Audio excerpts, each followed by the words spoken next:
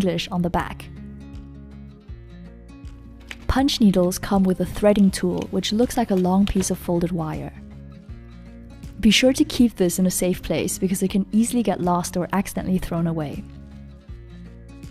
The settings on the side can be adjusted based on the thickness of the wool, and for this project the instructions tell us to just leave it on the letter D. First of all, push the wire with the loop facing front all the way through the needle. Then insert the wool through the loop and pull it back out.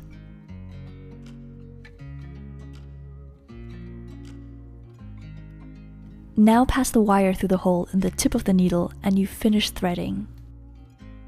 One thing to watch out for is that punch needles need to be held with the wool coming out the back like this. Since this part looks a lot like a pen nib, you instinctively want to hold it the other way around, but the pointy tip should actually be facing back. Then pick a spotting of fabric and punch through.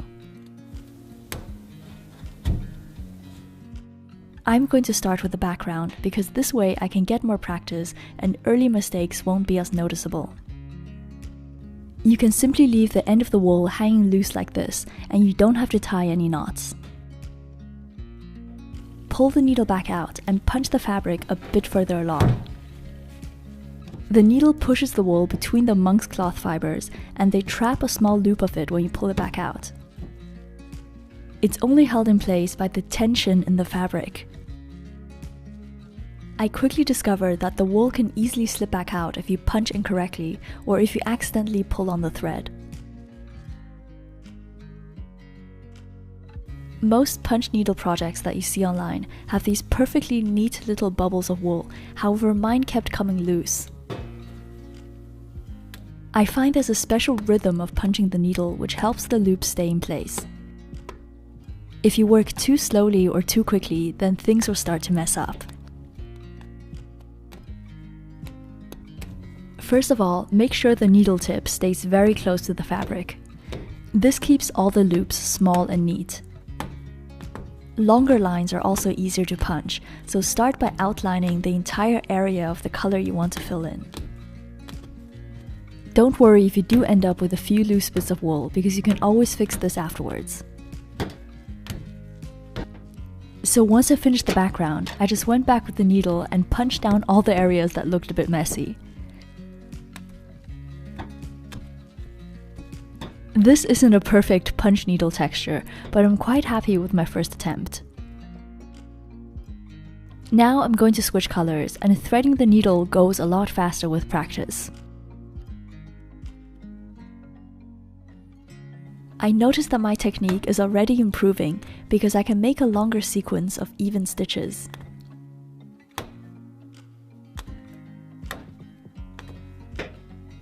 A pretty weird thing I noticed was that as soon as I started thinking about the wool coming loose, it usually happened. It's almost like you have to trust your hands to do the work and not overthink it. Just like before, I'm going to outline the beige area of the dog first, and then fill it in.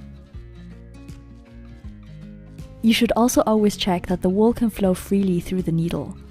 If it's a bit stuck inside the ball, then this can also pull your loops back out. I also found that it helps to have a lot of tension on your fabric.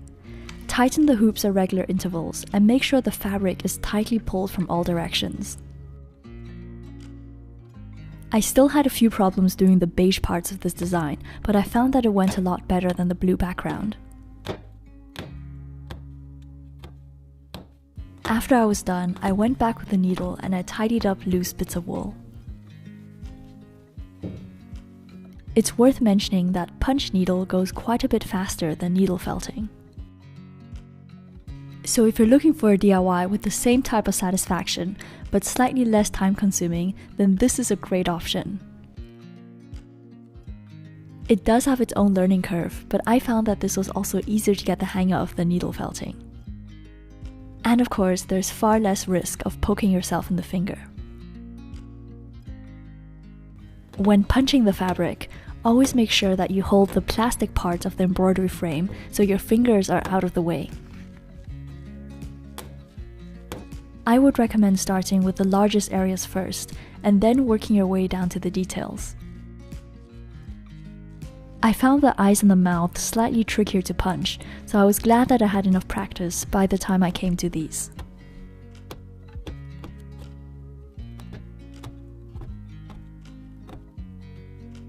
You actually have quite a bit of wool left from this kit, so be sure to keep this for future projects. The only color I did run out of was black, but on the whole I was very impressed by how generous this budget kit was. The final step is optional, but I just want to hide the edges of the fabric. All you have to do is sew the 4 corners together so everything is hidden behind the back of the hoop. The stitches don't have to be neat at all, since nobody is going to see this.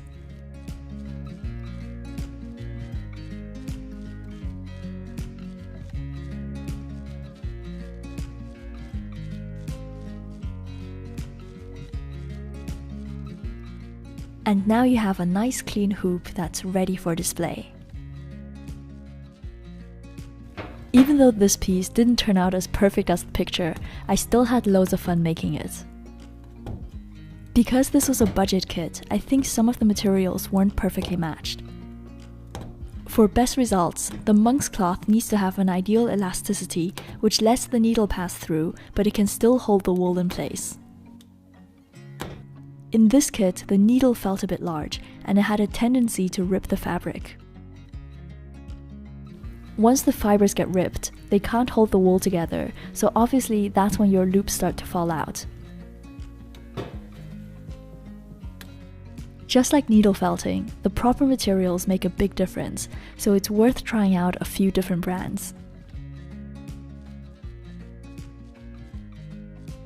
I hope you enjoyed this DIY and might feel inspired to learn this new technique. I actually posted a short version of this on TikTok a month ago, so be sure to follow me there if you want to see previews of new videos. I'm Joanna, thank you for watching, and I'll see you soon.